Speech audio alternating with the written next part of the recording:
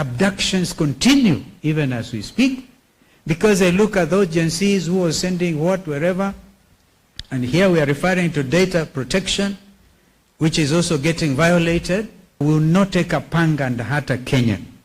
We will not get a stone and hit a fellow Kenyan. That is the message to the leaders. Wiper leader Kalonzo Musyoka has criticized Ruto's regime and the Kenya Kwanza government over what he terms extrajudicial killings, continuous abductions, and violation of data protection.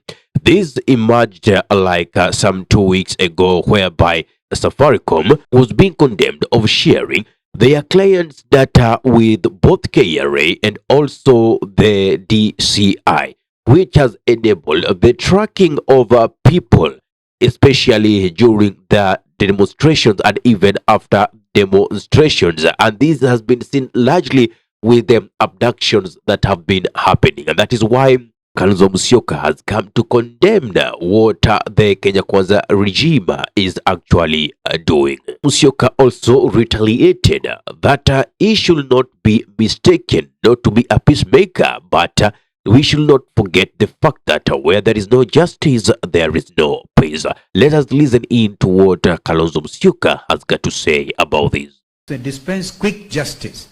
Those who have to forgive each other, forgive, they embrace, they cry together, and the society gets healed. Here in Kenya, it is punishment after punishment, breaking people's nerves and hearts. Abductions continue even as we speak, because I look at those Gen Zs who are sending what, wherever, and here we are referring to data protection, which is also getting violated, and they follow young people, they abduct them, they kill them. You will not go unpunished. And that does not mean I'm not a peacemaker.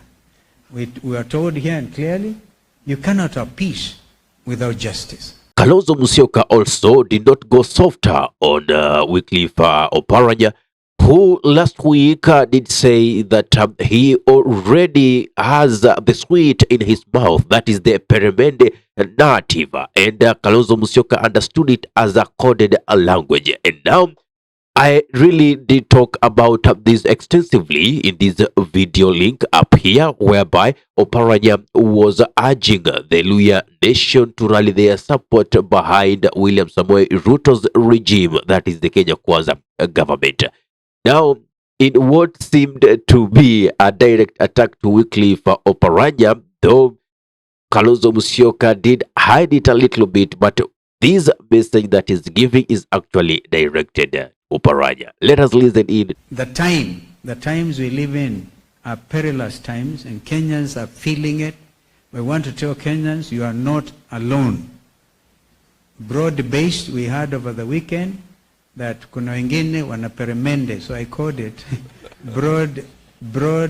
bread-based, bread and peremende-based government. But that's okay, it's our country. That is not name calling. You can be sure that you will never get from this awardee stone throwing. We will throw stones from our heads. Maybe sometimes we can do so with sharp criticism, but we will not take a pang and hurt a Kenyan. We will not get a stone and hit a fellow Kenyan. That is the message to the leaders.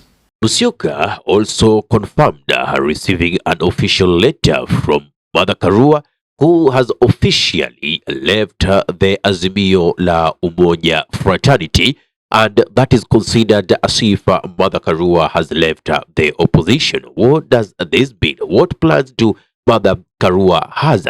Let us keep intact so long as we get hint of wind of the next course of action for Mother Karua. We shall gladly let you know about this. Let us listen in to Kalonzo Musyoka as he confirms the defecting of Mother Karua. For sure, we are not the type to walk out of a challenge. We face it head on. There will be need for, in order to consolidate opposition in Kenya, we will work with everybody. But if others walk out, of course we can't. Our sister Mother Karua, for example, walked out. She gave notice. I don't think that the DAP has given notice, or Wiper, or Jubilee?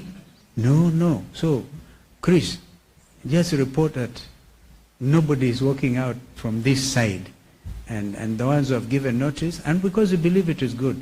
It is good. When we talk to everybody going forward, yeah, we will talk to everybody so that we build a strong coalition. So when you talk about strengthening, actually, I think what I can tell you, a time is coming when we will ask everybody to validate their membership in Azimio and expand.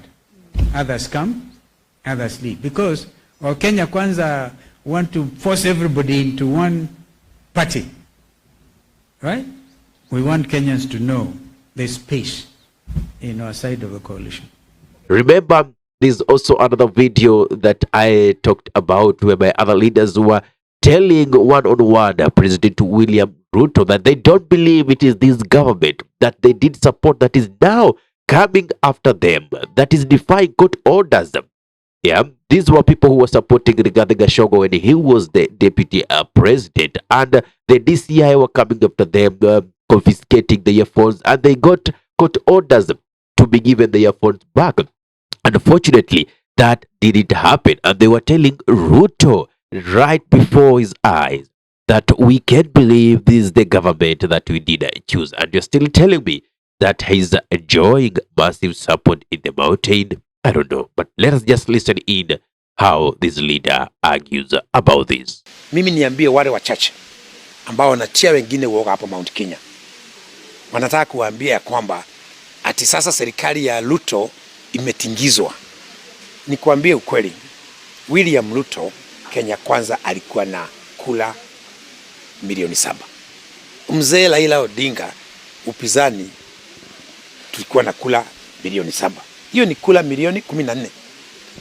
Mzee Raila Odinga ameungana na William Ruto. Huo ni muungano wa kitaifa wa kula milioni 14.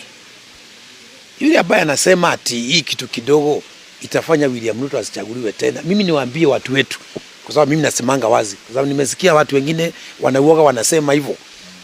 Hiyo kula 14,000, hata wengine wachache pengine ambao hawajashika mambo kabisa na hatutaki watoke, ukitoa milioni kama 3 utaachwa na kula milioni 10.